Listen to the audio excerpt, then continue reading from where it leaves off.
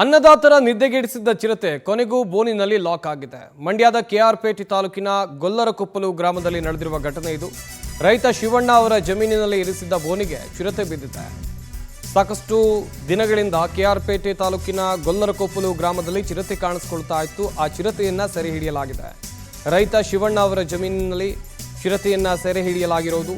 ಜಾನುವಾರುಗಳ ಮೇಲೆ ನಿರಂತರವಾಗಿ ಈ ಚಿರತೆ ದಾಳಿಯನ್ನ ಮಾಡ್ತಾ ಇತ್ತು. ನಾಯಿ ತಿನ್ನೋ ಆಸೆಗೆ ಬಂದು ಬೋನಿನಲ್ಲಿ ಲಾಕ್ ಆಗಿದೆ ಚಿರತೆ. ನಿಟ್ಟುಸಿರು ಬಿಟ್ಟಿದ್ದಾರೆ ಗ್ರಾಮದ ಜನ. ಗೊಲ್ಲರಕೊಪ್ಪಲು ಆಗಿರಬಹುದು, ಅದರ ಸುತ್ತಮುತ್ತಲಿನ ಜನ ಈಗ ನಿಟ್ಟುಸಿರು ಬಿಟ್ಟಿದ್ದಾರೆ.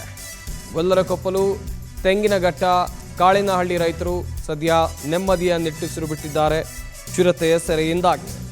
ಈ ಭಾಗದಲ್ಲಿ ಸಾಕಷ್ಟು ದಿನಗಳಿಂದ ಚಿರತೆ ಓಡಾಟ ಕಂಡು ಬಂದಿತ್ತು. ಜಾನುವಾರುಗಳ ಮೇಲೆ ನಿರಂತರವಾಗಿ ಚಿರತೆ ದಾಳಿಯನ್ನು ಮಾಡ್ತಾ ಇತ್ತು. ಗ್ರಾಮಸ್ಥರು ಅರಣ್ಯಾಧಿಕಾರಿಗಳಿಗೆ ಮಾಹಿತಿಯನ್ನು ಕೊಟ್ಟಿದ್ರು. ದೊಡ್ಡ ಮಟ್ಟದ ಆಕ್ರೋಶವನ್ನು ಕೂಡ ವ್ಯಕ್ತಪಡಿಸಿದ್ರು. ಕೊನೆಗೂ ಬೋನ್ ಇಟ್ಟಿದ್ರು, ಜಮೀನಿನಲ್ಲಿ ಬೋನ್ ಇಟ್ಟಿದ್ರು.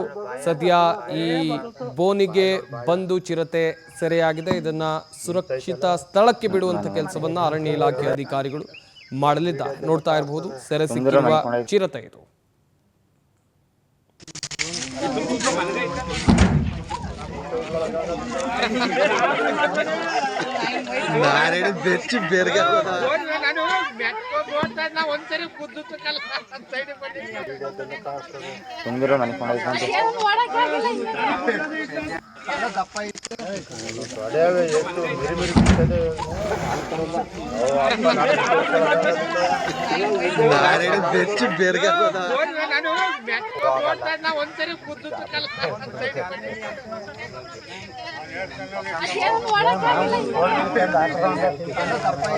ಕೋಳಿ ಎಲ್ಲ ತಂದಾಕಿಯ ಅಲ್ಲ, ಕೋಳಿ ಎಲ್ಲ ತಂದಾಕಿಯ ಸುಂದರ ಮನಿಕೊಂಡೈತೆ ಬೆಚ್ಚಿ ಬೇರ್ಗ